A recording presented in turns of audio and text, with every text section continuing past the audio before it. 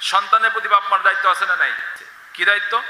সন্তান যখন তার বয়স 7 বছর হবে তাকে নামাজ পড়ার নির্দেশ দিতে হবে। নামাজ পড়তে যাও, তাকে মসজিদের সাথে নিয়ে আসতে হবে। এরপরে যখন তার বয়স 10 হয়ে যাবে, 7 বছর থেকে 10 বছর পর্যন্ত, এর মধ্যে 3 বছরের মধ্যেও যদি তার নামাজ পড়ার অভ্যাস না হয়, সে যদি নামাজ পড়তে না চায়, তাকে পিটাতে হবে। পিটায়া হলেও সন্তানকে নামাজ পড়াতে হবে। এই যে বাপের একটা দায়িত্ব সন্তানের প্রতি, এই দায়িত্ব কয়জন বাপ মা পালন করে? কয়জন বাবা পালন করে বলেন? আছে এই সমাজে যে সন্তানকে 7 বছর বয়সে নামাজের নির্দেশ দিয়েছে, আর 10 বছর হয়ে গেছে যদি সন্তান নামাজ না পড়ে তাকে পিটাইছে? আছে? এটা যে আল্লাহ তাআলার একটা পরীক্ষা, বুঝতে পারলেন? এই সন্তান কিয়ামতের মাঠে যখন সে গুনাহগারদের কাতারে উঠবে, আল্লাহর দরবারে আসামি হিসেবে দাঁড়াবে, তখন আপনাকেও ওই সন্তান আসামি বানায় দেবে।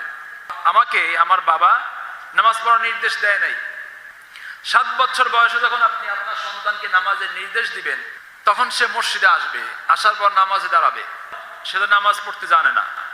যখন ইমাম সাহেবের সাথে নামাজ দাঁড়াবে, রুকুতে যাওয়ার পর সে খেয়াল করবে সবাই তো মনে মনে কি যেন বলে। নামাজ শেষে বাবার কাছে জিজ্ঞাসা করবে, বাবা আমরা যে এটা করলাম এটা কি? এটা রুকু। ভিতরে কি পড়লো সবাই? তোমরা কি পড়লা? তখন বলবে সুবহান রাব্বিয়াল আযীম, এটা পড়তে হয়। এরপরে যখন আপনি ফরজ নামাজ শেষ করেছেন, জোহরের নামাজ, এরপর আরো 2 রাকাত সুন্নাত পড়তেছেন, সন্তান আবার প্রশ্ন করবে, এই যে ইমাম সাহেবের নামাজ শেষ হওয়ার পর আরো তুমি কি করলা? কি নামাজ পড়লা? তখন আপনি বলবেন এটা হলো সুন্নাত নামাজ 2 রাকাত। সে প্রশ্ন করলো, আপনি তাকে শিখাইয়া দিলেন। এই ট্রেনিং চলবে কয় বছর? 3 বছর, 7 থেকে 10। 3 বছর পর্যন্ত নামাজের ট্রেনিং হবে। 3 বছর পর্যন্ত একটা ট্রেনিং নেওয়ার পরেও যদি সে ওই কাজটা না শেখে, তাহলে মারতে হবে না? না পিটালে কি হবে? 3 বছর পর্যন্ত ট্রেনিং হয়েছে, নামাজ পড়া শেখে নাই। এজন্য রাসূল বলছেন 10 বছর হয়ে গেলে এখন আর আদেশ না, এখন পিটাইতে হবে। পিটায়া হলেও তাকে নামাজ শেখাও, নামাজ পড়ার প্রতি উদ্বুদ্ধ করো। তাহলে পরিবার পরিজন সন্তান মানুষের জন্য একটা ফিতনা, একটা পরীক্ষা।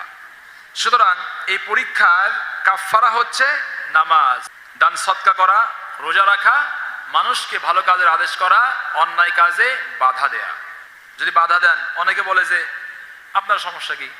সে নামাজ পড়তেছে না, আপনার সমস্যা কি? সে মদ খাচ্ছে, আপনার সমস্যা কি? বলে না?